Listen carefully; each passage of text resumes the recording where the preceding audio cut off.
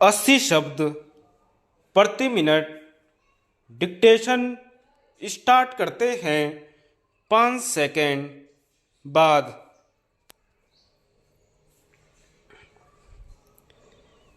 सभापति महोदय, इस संस्था की रजत जयंती के अवसर पर एक नए सभागार का शिलान्यास करना वास्तव में प्रसन्नतादायक है।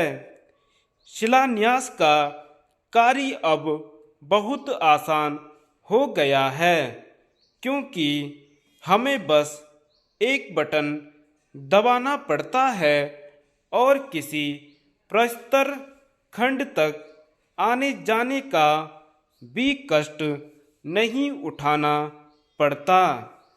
इसमें कोई संदेह नहीं कि हमारे समय में आयुर्विज्ञान ने बहुत उन्नति की है। विशेषतः गत 25 वर्षों में, और हमें इस उन्नति से बहुत लाभ पहुंचा है। भारत में चिकित्सा संस्थान अच्छी प्रगति कर रहे हैं।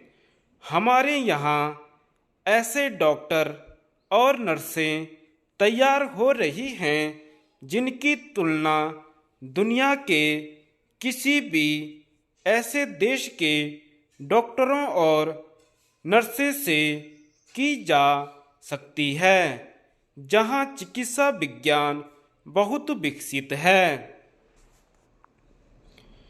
यह कुछ सीमा तक सुविधाजनक है तो कुछ अर्थों में असुविधाजनक भी है, क्योंकि इसका अर्थ यह है कि हमारे कुछ ऐसे लोग अन्य देशों की ओर खींच जाते हैं।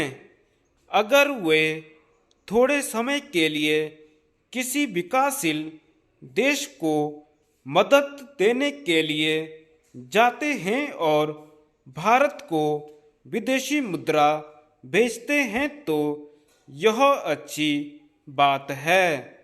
लेकिन अगर वे जाकर पाश्चात्य देशों में बस जाते हैं जहां उनके अपने ही लोगों की कोई कमी नहीं है, तो यह हमारे लिए हितकर है, क्योंकि उनकी सेवाओं की भारत के करोड़ों लोगों की बड़ी आवश्यकता है।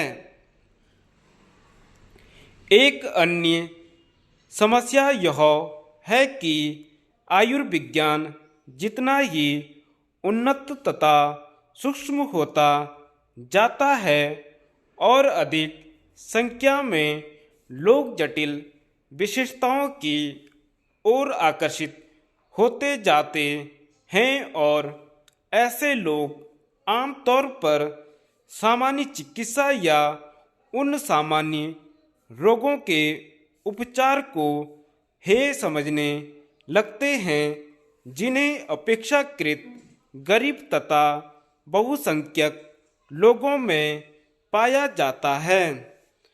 हमें जरूरत है एक तरह के संतुलन की, ठीक वैसे ही जैसे उद्योगों के क्षेत्र में हमें भारी उद्योग भी चाहिए, और साथ ही हमारे देश की इस समय जो स्थिति है उसमें मझोले लघु एवं कुटीर उद्योग, ग्राम उद्योग तथा गृह शिल्प की भी आवश्यकता है। इसी प्रकार चिकित्सा के मामले में हमें नवीनतम तथा सूक्ष्मतम खोजों की आवश्यकता तो है, लेकिन ऐसी उपलब्धि चिकित्सा सुविधाओं को दूर दूर गांव-गांव तक पहुंचाने की कीमत पर नहीं होनी चाहिए। हमारे यहाँ एक विचित्र स्थिति है। अधिकाधिक लोग चिकित्सा व्यवसाय को अपना रहे हैं और फिर भी उनमें से अधिकांश भारत की आबादी के केवल 20% को चिकित्सा का लाभ दे रहे हैं। सभापति महोदय, चिकित्सा व्यवसाय से संबद्ध लोगों को एक व्यापक परिवेश के संदर्भ में विचार करना चाहिए।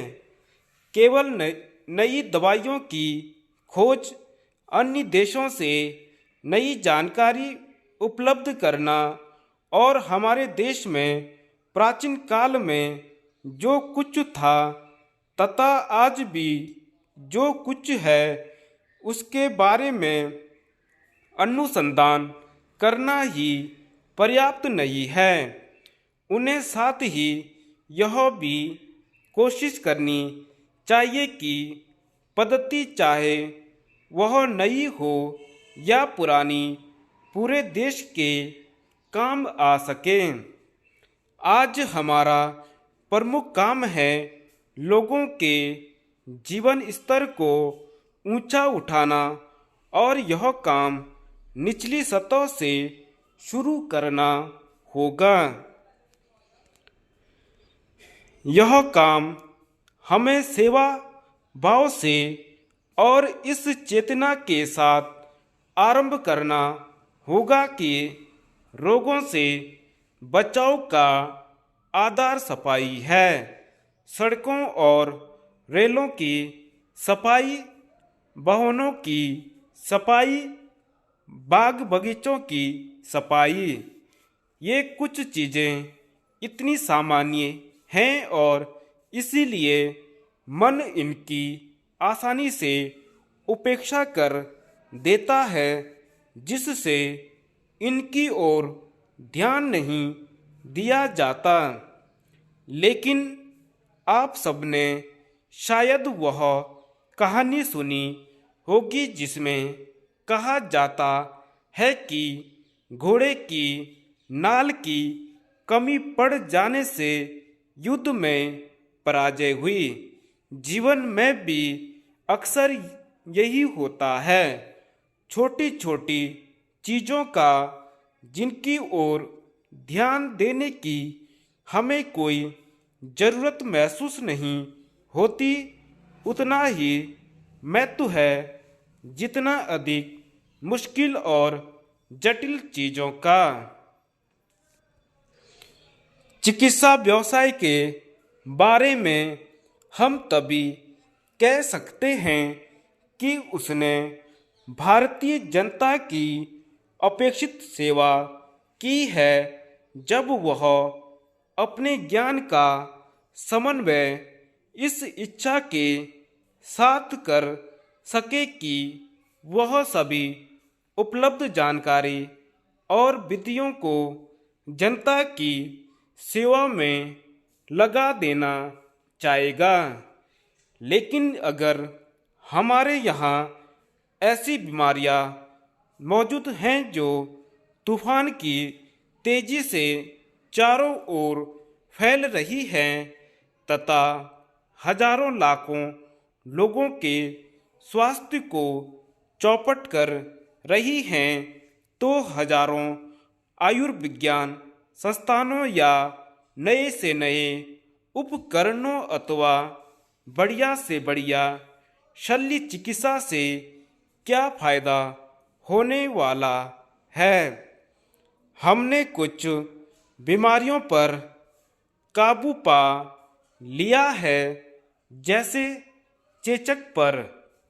मलेरिया के उन्मूलन की दिशा में भी हमने बहुत प्रगति की है, लेकिन दुर्भाग्य से ऐसा लगता है कि वह फिर अपनी पकड़ मजबूत करने लगा है।